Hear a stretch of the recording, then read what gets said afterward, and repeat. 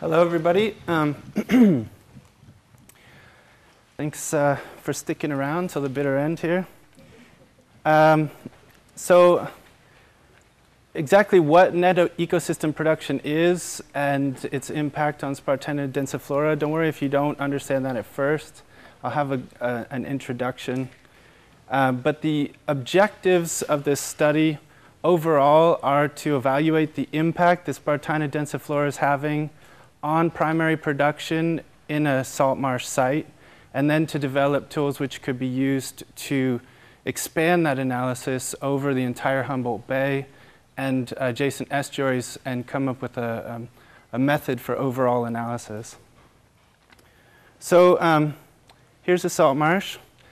It's close to my study site, and I'm sure that for most of you, when you see this salt marsh, where you see in the background the sea of Spartina, as they call it, coming up towards the more complex native marsh, you're wondering, gosh, I wonder what carbon flow is like in that system.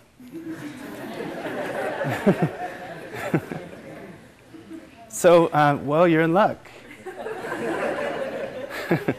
So here's an overall typical carbon flow diagram for a wetland ecosystem.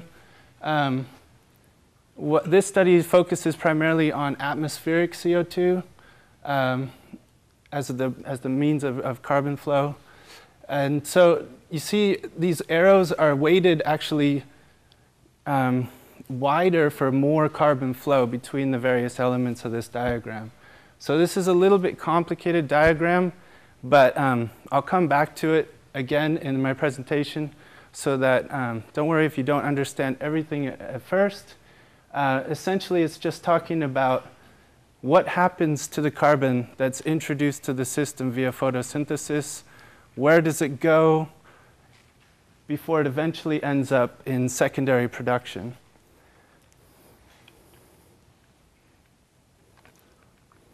So many of you are familiar with the concept of net primary production. It's a commonly measured feature of plant ecosystems.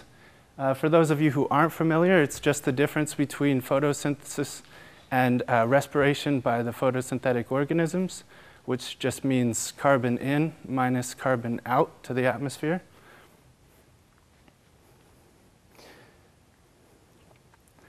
So in this diagram, that's just the carbon that is moving from the atmosphere into plants and algae. But it's not looking at anything else in that diagram. So what do we know about primary productivity, or net primary productivity, in Humboldt Bay?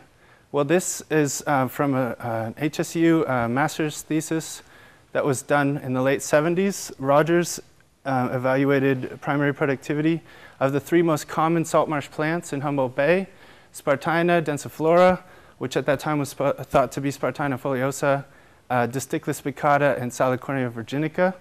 He found that Spartina was the most dominant of the three, or the most productive of the three, followed by pickleweed and then saltgrass. So here are his results. Here we see Salicornia, lower productivity, and Disticus at the bottom. Here's a summary of what he found over his 3-year study. So that study just addressed this arrow right here when we're talking about carbon flow. What about everything else that's going on in the system? What about this arrow in particular? Well, Joy Zedler did a study around the same time that looked at the relative contribution of algae to overstory, to the productivity compared to overstory plant systems, and found that algae, surprisingly, was equal to 76 to 140% of the productivity of the overstory canopy.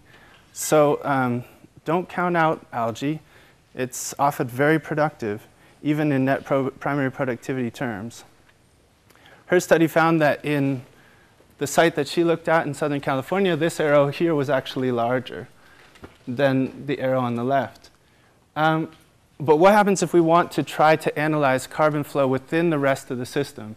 If we're trying to figure out overall what's happening in the detrital pool, the microbial loop, how much carbon is reaching invertebrate populations or other secondary producers that we're thinking about, we want to have a system to evaluate the whole thing in sort of one umbrella measurement, which can be used along with other pieces of the puzzle to arrive at a completed understanding of how this carbon is moving through the system and what the impact of Spartina densiflora is having on how that carbon flow is moving through the salt marsh.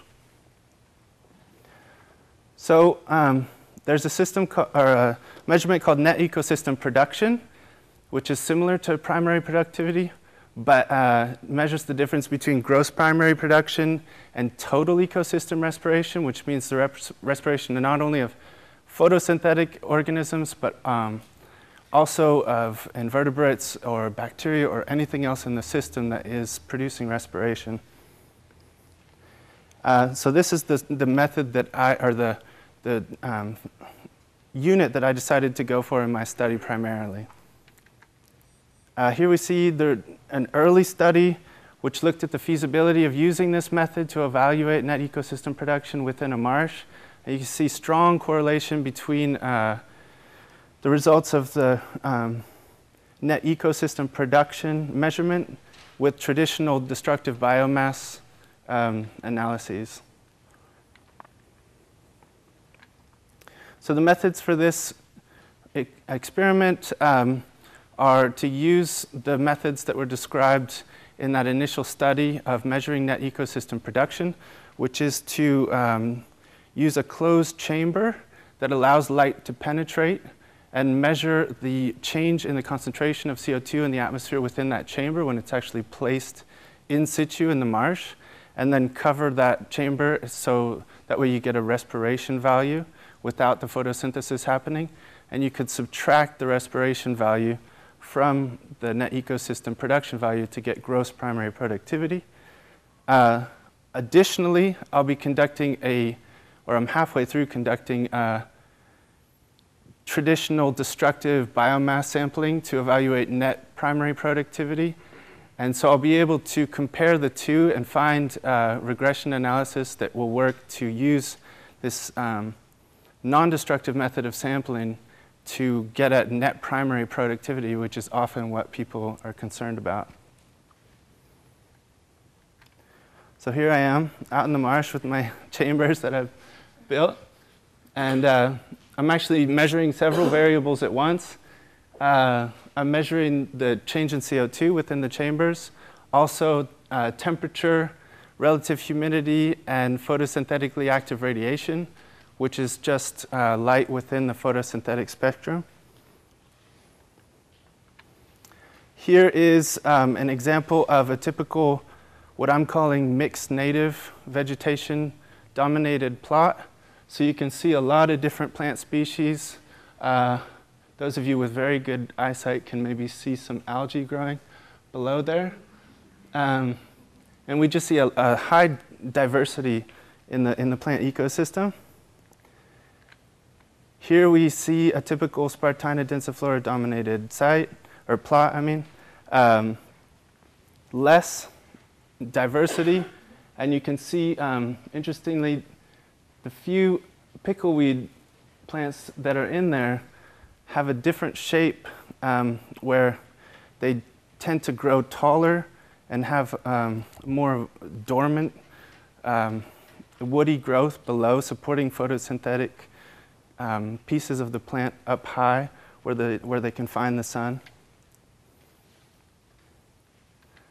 So here are some preliminary results. I'm still halfway through gathering data for this. So this is just a very rough view of what's been gathered so far. Eventually will be analyzed more thoroughly. Interestingly, you can see that the mixed native dominated plots actually had more net ecosystem production in the spring. And That's when there was a lot of evidence of strong algae bloom. And so it could be that even though there isn't much difference, as you can see throughout the rest of the sampling periods, in terms of net ecosystem respiration, the native plant communities might actually be more active in the spring, which happens to coincide with the heaviest nitrate loads. Here are the respiration results so far, generally consistent with net ecosystem production, not much difference there. And then the gross primary production results, where you can see there's a lot more photosynthesis occurring in these mixed native dominated plots in the spring. Here are some very preliminary results of the biomass, just comparing total dry weight collected so far, which seems to be generally consistent with what Rogers has found so far. So in my mind, it's hard to reconcile the fact that Spartina seems to be very dominant in the traditional biomass harvest method, but as you can see, there isn't that much difference between the sampling periods in the summer and fall, and there's actually less gross primary production in the spring in the Spartina-dominated plots. So one potential explanation could be that there's more turnover, as Joel was mentioning, in the native plants. Could be more herbivory directly on the native plants. That's for somebody else to find out. So thank you very much.